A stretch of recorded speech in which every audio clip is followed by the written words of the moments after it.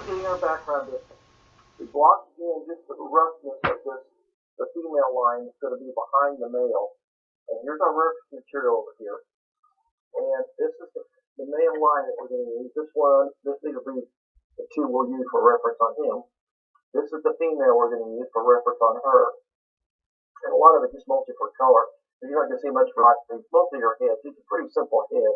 And then a little slender body. You'll see part of her rear end back over here behind his, which we're getting ready to put in. We got to kind of get everything in behind the main line done before we can get to her. So right now we're going to do a little more work on the female. We're going to take, by the way, this is an 18 by 24 stretched canvas. It's a medium duck cotton canvas that I have gone ahead and prepared with a little brownish tint. Lightly sanded it so I can get any hard tooth off or coarse tooth. Makes it a little easier to blend. But we're going to start off with right now with our number 4, a little chisel edge synthetic brush. And I'm going to go over here, and off the rear end here, you can see where the edge of his head is. Her tail end comes back here. Now I'm going to try to keep the reference file over here so you can see what I'm doing. You can look at this over here. I'm going to have it move. This is the section we're going to work on right now, this little piece right here. So what we're going to do is just take a little bit of burnt umber in the same area, a little bit of yellow to make a little more of a golden color. We're going to block in this part of her body. Now once again, remember the rule. You want to pull inward. Now, I might show you something too. You'll see me sometimes pushing on the canvas. The canvas bounces. All canvases that are stretched bounce. If that bugs you, well, you either got to tighten the canvas up, which you can do, sometimes that'll help, or just push on it a little bit and keep it from bouncing. And you'll see me do that fairly often. And that's what I'm doing when I push on it. I'm actually just killing the bounce. So we just bring in strokes like this, cover up that. Now her tail is connected right here. Now the chances are we're going to probably lose that tail and all the stuff that goes in here, but I'm going to go ahead and just paint it in going across right here, connected to her body. We're just going to fill it in. And then right underneath here, there'll be some shadow. So we want to go ahead and make that a little bit darker. So we'll take the blue and the brown. Get this pretty dark right in there, a little more blue in that.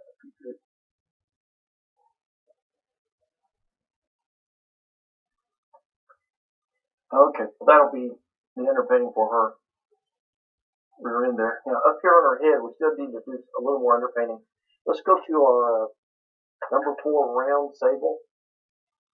Let's take a little blue, ultramarine blue of our number. Let's block in the nose and a couple other areas here. I'll pull this over here so you can see it. It's about the only way you can do this is to kind of hold your reference material up. Now her nose, they have this nice little shape to it, kind of a cool shape. Just dark like that. And then the mouth comes like this. And then, of course, we already got the eye. The inside of the ear is pretty dark. It's going to be a little darker right here. We're going to shade this a little bit more. A little bit more shading right there.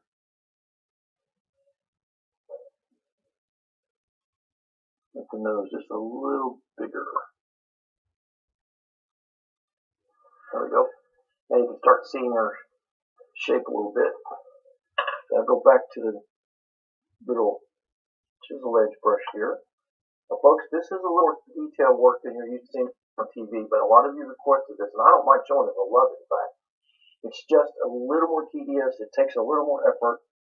Maybe to some of you it's a little more boring because we're not moving fast and quick on everything, but it's still part of the fun of learning, so hope you enjoy it. Now we're going to come in here. I'm going to put her chin on. Take a little bit of white. I'm dragging down like this. That'll form her chin and a little space between her nose and her mouth. Then a little bit of highlight at the top of her. You can take your finger and kind of blur that a little bit. You want to blur this a little bit, see like that, so it kind of looks like the hair. And then you kind of come in. And then she's got these little ridges of hair that kind of come up and through this part of the body. And now you can see her developing just a little bit. I'm going to kill that color from being so bright. I'm going to come down here and dull it. I'm going to hit the top of her nose. I'm being very cautious, folks. Remember, painting is a cycle of events. I'm going to go on the top part of the head right here and highlight this. Make it just a tad bit brighter. See, everything's going to be done kind of carefully and precisely. The top of the head a little bit there, and then there's a little, you start highlighting right there so that you can see the edge of her ear. Kind of a funny looking thing, really.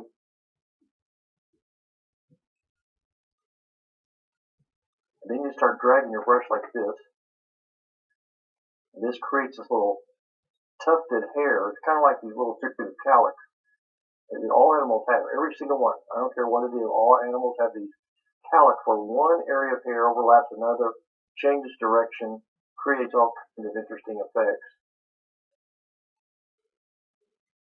Dry brushing from this. Now I'm going to cut down the shape of the eye, because remember their eye has just more of a sort of triangular slit to it.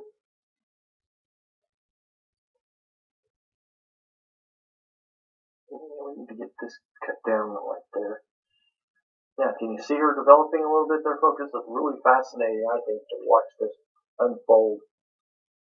And still, it's in the underpainting stage, so, there's still a lot of things to happen. I'm just going to start working my way back quickly. Start building up some color and highlight on her. Dry brush, it's called dry brush. Skimming. Kind of get some more subtle color. Now we're going to brighten it up just a touch. A little more white. All you do now is just go down to the same area where you've been working, just add increment whites, a little more white to it to bring the highlight up just a little bit. See how this brings it up another notch. Pull in like this. Now come right over here behind the big fella. That'll be her back kind of starting to go down there. And then you can kind of come in like this. And we'll start bringing in some of the hairs this direction. And you just keep playing this game, folks, and bringing it up gradually until you're happy with the final result in terms of brightness. Now we're going to do more things to this. Remember, these first stages are purely underpainting. That's really what it's all about. And we'll work on more details of the body parts, things like that as time progresses. But right now, I'm just want to get the face shape of her in there so that we can progress and move on to him. So I'm putting this little highlight right there in the eye. That makes the eye pop out. Okay, now we're getting there.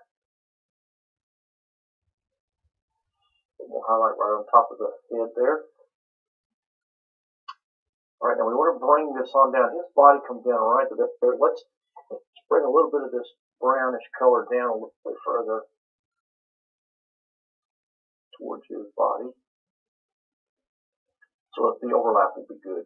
All right, now we've got her far enough along, but I feel confident that we can move on and work on him a little bit.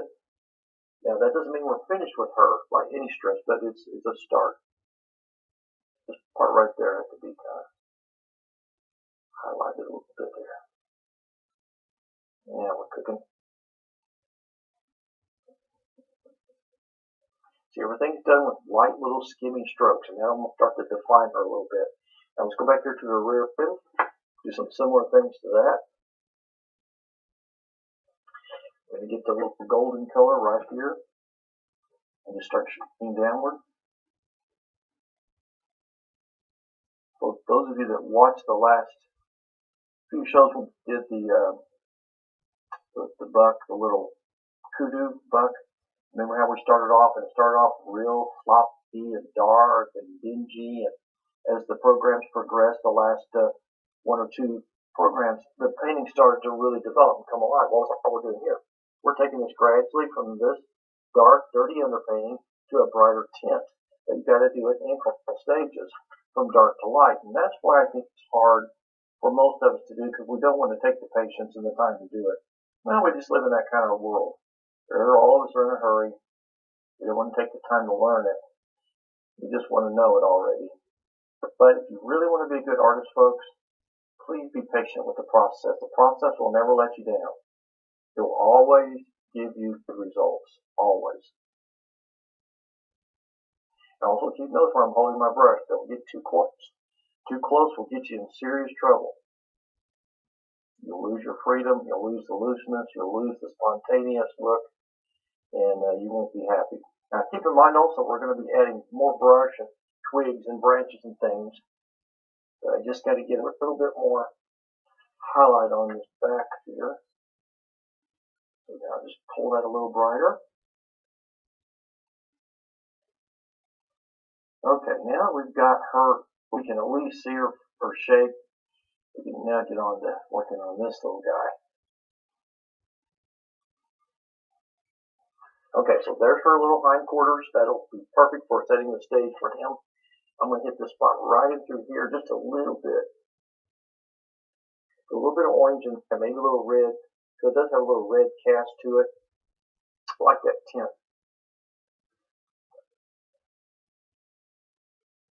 Alright, now then that we've got that kind of done, we're going to switch back to our number 4 bristle brush and we're going to start underpainting the big boy. We'll come back to her later at another time. But now we want to come in here and start blocking in. Again, we're going to start with the eyes. We're going to start with the all the dark parts. Take the number 4. Take your ultramarine blue and your burnt umber. And okay, so this is the way it'll start. You think about it now. Here's the nose. Got that little V shape there. Get that blocked in real quickly and a little larger. There's a little space right underneath it that connects his body or his nose to his mouth down here. It also has a little bit of a V shape.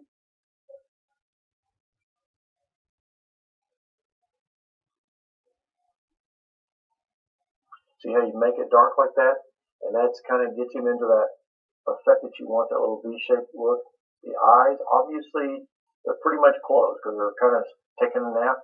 But you still have to make them big enough that you can work around them. So just block them in a little darker.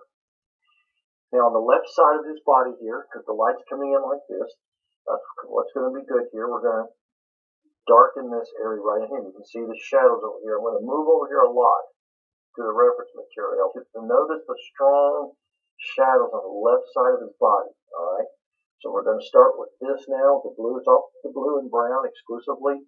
You can put a little sienna in there if you want to. And don't get it too blue. These are warmer tones, obviously, so you want to kind of hang into there with that. Alright, now right here, just above the eye, we have a nice dark area that comes down like this. There's a cast shadow here.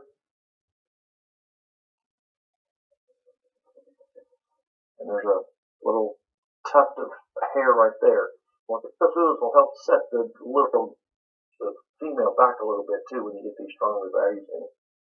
So now I'm just going to come in here and lay in all the darks. A little scary to do all this, folks. I promise you, you guys have been through this before with me. And you're thinking, oh my gosh, what have I got myself into? So this looks crazy. Well, it is kind of crazy, but it sure is fun. And notice how I'm pulling in, once again. That's just something you have to do. Touches of water, not too much. Keep building. Now their ears are, the problem with their ears, you guys, is what's really frustrating is they're kind of embedded in the hair, so you can't really see them that well. So I'm kind of shaping these ears here, and I'm going to pull my way up. Now as I go up like this, I'm going to start adding a little bit of the yellow and the orange and the red to give it a little bit of the color that you see in his fur there or his hair. So I'm going to go ahead and do that. You can flip up, you can pull down, whatever stroke you need to use to kind of get that soft, sort of blurred edge. Same thing on his nose here or the top of his head. Just come in here with some nice, put a little more white in that mixture. lock this in. It's kind of just doing a lot of quick, loose strokes. Don't get carried away with too much information in your head just to clog it up with detail. That'll get you in trouble worse than anything. Put a little light spot right there, and just slowly but surely, this thing will come alive. So I gotta be your cheerleader on this one, folks, because this pain will drive all of you nuts.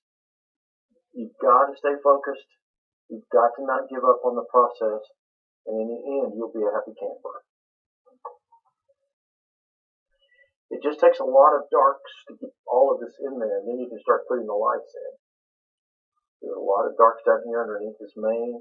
This body right here overlaps the female's body there. Sit there right in here and see how I'm just kind of blocking this all in.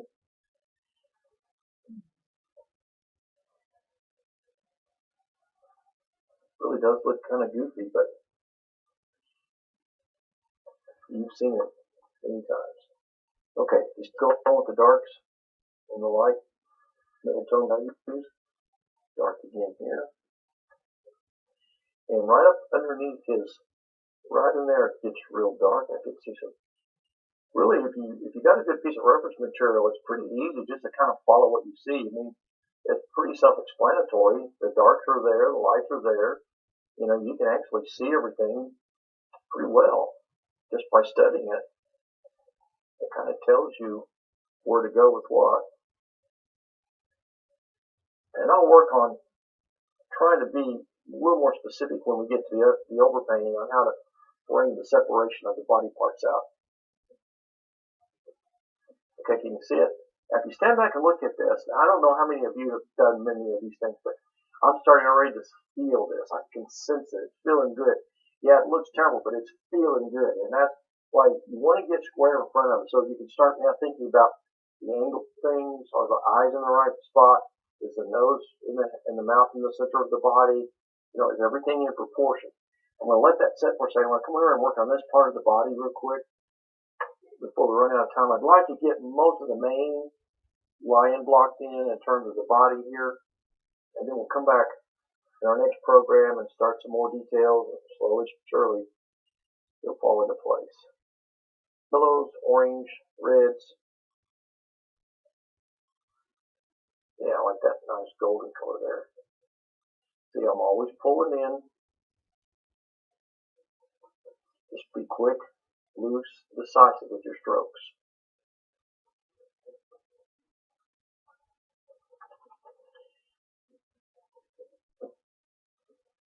And see, there's his leg comes in right there and hooks like that. But this shadow actually comes down from here a little bit further. So let's drag that shadow down just a little bit more.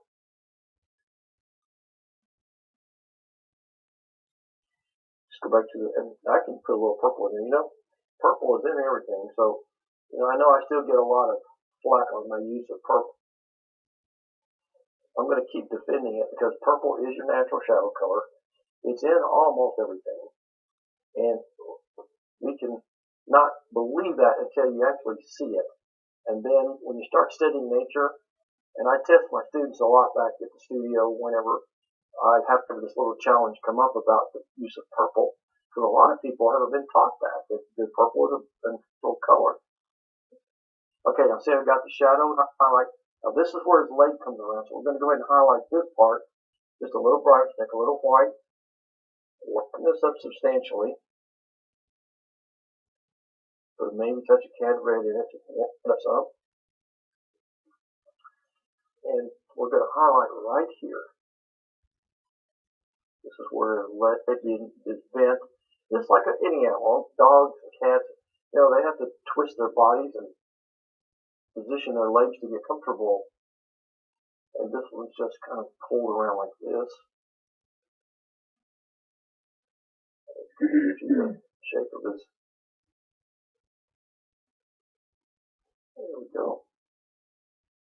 Right there. I want to keep that little. This is the cast shadow that you see here.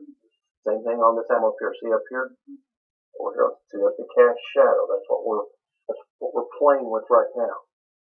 and then there's a little tuft of hair right there.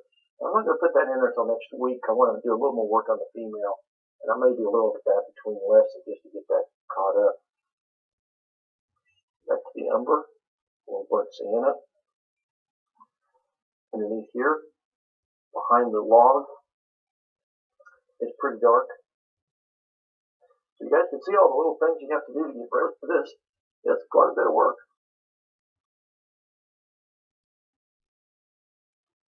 Yeah, see that little big shadow there, a little more shadow there. Then you kind of feather it. You just want to see that little bend right there. See how you can see that little bend? That's really important. Okay, now there's a little area right over here. That's going to be where his tail comes in there. So we can put his tail there. It's kind of like the female. You're not going to see much of it. It'll mostly be grass. I think what I'm going to do is go ahead and put some light colored grass there. So let's go to our number 4 little chisel edge brush. Pick up some yellow, gold tints. Let's go ahead and get some light colored grass in here.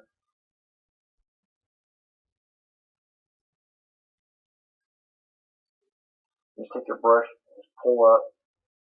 What this will do, this will help you do 2 things. It'll add a little bit more depth to the painting, but it also helps identify the back end of his body. See how it's ready, it's popping out.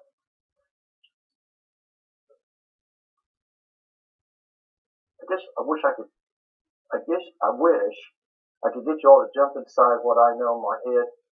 That might be a little scary, but nevertheless, if you could know that what I feel and sense, and see, it's kind of like I know into the story. You're sitting there thinking, oh my gosh, how can I ever pull anything out of this? But look at it, slowly but surely coming in. It's really exciting. Now, we got this blocked in enough. I can see the shapes in the form. I'm pretty happy with that. Now, we're here on his face. Now, we're going to start building a little bit of his mane in here. And we want to go ahead and throw in a few darks with the same brush you've got. Take the umber. We'll start with some intermediate values. And you just start streaking like this. We're going to start beginning to build some of the formations of his head. Just above his eye, there's a little tuft of hair. You may want to start building in the shape of the eyes now, kind of cut them down. There's hair coming up here.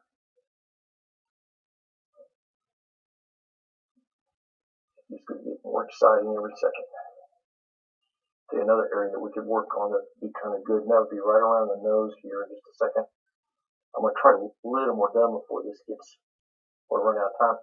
But on the right side of the nose right there, we want to get a little highlight. So if you go back to the white,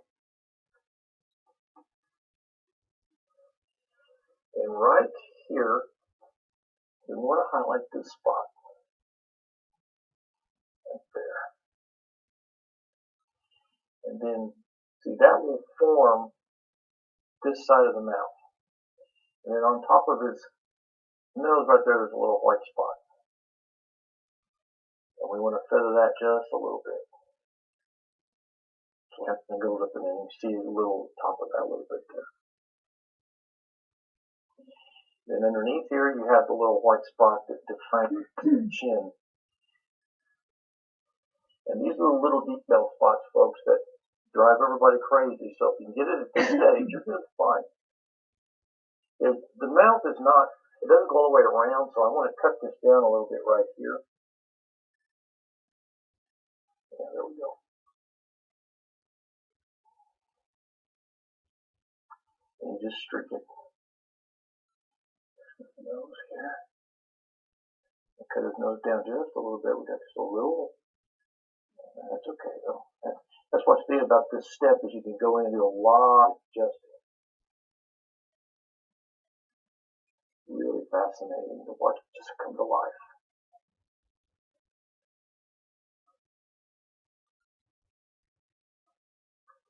Notice all the brush strokes. Now some of this is just pure good painting techniques, folks. You've got to just kind of play the game and work it out. See how I'm shaping it now? This is where eye and hand coordination work in your favor. I admit some of you aren't as skilled at that yet, but with practice, you'll learn to be looking at your photograph or your reference material if you're a plein air painter I do a lot of outdoor stuff. That's the best way to learn, is to go outside and paint, because you don't have anything to look at except what you see. And it's different than working with a photograph. So a good way to train your eye and hand to work together in unison, do some outdoor stuff. It'll help you more than you know. So what I'm going to do now, between now and our next session, I'm going to come in here and I'm going to do a little bit of work on him, shaping his face, getting her finished up a little bit, and then we'll start some of what we call the intermediate details and highlights. We may even get a little bit of this foreground block here. But right now, I want to go ahead and keep working on some of this underpainting. It'll be mostly the dark values, back to the number 4 bristle brush. And we'll finish most of it up with our little chisel edge brushes and our little sables and things like that. There's still some areas like there's a dark right here. It comes down over his legs, so we want to get that in there.